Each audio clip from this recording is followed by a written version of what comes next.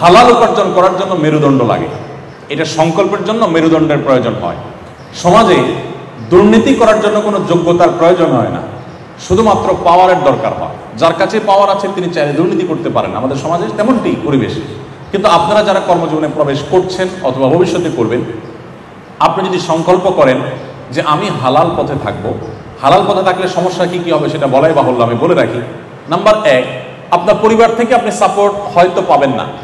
বাবা মাই বলবে যে অমুকের ছেলে তোমার সাথে একসাথে জয়েন করে কত কিছু করে ফেলছে, তুমি কি করলা।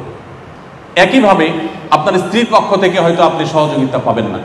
এই জন্য জীবন সঙ্গী নির্বাচন করার আগে এই বিষয়গুলো খুব দেখা। নবী সাল্লাল্লাহু আলাইহি ওয়াসাল্লাম এই জন্যই বলেছেন ফাসওয়ার বিজাতিদ দ্বীন, তুমি বিয়ে করার ক্ষেত্রে তোমার জীবন সঙ্গীর ধার্মিকতাটাকে সবকিছুর উপরে বিবেচনায় রাখো। সে যদি সত্যিকার অর্থে ধার্মিক হয়, সত্যিকার অর্থে আল্লাহভীরু হয়, সত্যিকার অর্থে দিনদার এবং মুসলমান হয়, তাহলে সেক্ষেত্রে তাকে জীবন সঙ্গী হিসেবে নির্বাচন করলে তুমি সুখী দাম্পত্য এটা তুমি উপভোগ করতে পারবে। সো হালাল উপার্জন করতে গেলে বাধা কি কি আসবে সেটা বলাই বাহুল্য। আমি প্রায় সময় বলি, ইয়াংরা যারা বিবাহ শাদী করবেন, এখনো করেননি, বিয়ের আগে হবু স্ত্রীকে সাফ সাফ জানিয়ে দিবেন যে আমি কিন্তু খুব তেড়া কিসিমের যুবক, সমাজের যে স্রোত দেখতে পাচ্ছ আমি কিন্তু তার উল্টো দিকে চলবো। এবং এটা গল্প না, এটা কোনো তোমাকে কথার কথা বলছি না, এটা সিরিয়াস আলাপ।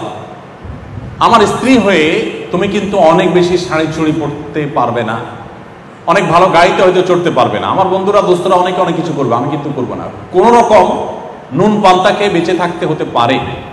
সো এরকম একজন শক্ত এবং গোড়া কিসিমের যুবকের সাথে তোমার জীবন আদৌ যাবে কিনা তুমি একটু ভেবে চিন্তে নাও। সাফ সাফ বলে দিবেন। বাবা মাকে আগে ভাগে মোটিভেট করবেন যে আমি কিন্তু অবৈধ উপার্জন করবো না, আমি সৎ পথে থাকবো, আমি সমাজের জন্য অনেক কিছু করবো, আমার সেই সুযোগ আছে। এটা যদি আপনি আগে থেকে প্রতিজ্ঞা করেন, ইনশাল্লাহ আপনার জীবনের জন্য সহজ হবে। আমি সবসময় একটা কথা বলার চেষ্টা করি, স্রোতের বিপরীতে চলতে পারা এটাই মানুষের সার্থকতা। স্রোতের বিপরীতে সবাই চলতে পারে না। একটা ছোট্ট মাছের ফোনা, ছোট্ট একটা মাছের বাচ্চা, দেখবেন পানির স্রোত যেদিকে যাচ্ছে সে উল্টো দিকে যাওয়ার চেষ্টাটা করে। কিন্তু একটা বিশাল বড় গাছ যার মধ্যে প্রাণ থাকতে পারে কিন্তু প্রাণী না, এই গাছটা যখন উপড়ে পড়ে পানির স্রোতে স্রোতে সে কিন্তু তাকে ভাসিয়ে নিয়ে যায়। সে কিন্তু স্রোতের বিপরীতে আসতে পারে না, কারণ তার মধ্যে প্রাণ থাকতে পারে কিন্তু সে প্রাণী না। আর একটা প্রাণী, একটা মাছের ফোনা, সে কিন্তু উল্টা দিকে চলার চেষ্টাটা করে। অসৎ পথে চলবার জন্য কোনো যোগ্যতার দরকার হয় না, সৎ পথে চলার জন্য যোগ্যতার প্রয়োজন হয়। অসৎ পথে চলার জন্য মেরুদণ্ডের প্রয়োজন হয় না, সৎ পথে চলার জন্য মেরুদণ্ডের প্রয়োজন হয়। আপনার ভিতরে যদি সেরকম দৃঢ় মনোবল থাকে, আপনি যদি সংকল্প করেন যে আমি হারাম উপার্জন করবো না, সবচেয়ে বড় কথা হলো আমি এজ এ মুসলিম কিয়ামতের ময়দানে আল্লাহর কাছে আমার জবাবদিহি করতে হবে। নবী করিম সাল্লাল্লাহু আলাইহি ওয়াসাল্লাম বলেছেন, লা তাযালু কদমা আবদিন হাত্তা ইউসআলা আন আরবা। 4টি প্রশ্নের উত্তর দেওয়া ছাড়া কোনো মানুষ কিয়ামতের দিন পা নাড়াতে পারবে না। জায়গায় ঠায় দাঁড়িয়ে থাকতে হবে, এই প্রশ্নগুলোর উত্তর দেওয়ার পর সে নড়তে পারবে।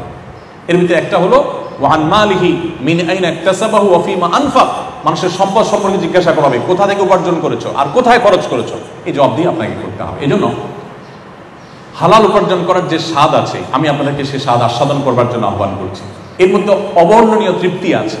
হারামের মধ্যে যেটা নেই সেখানে আছে জ্বালা।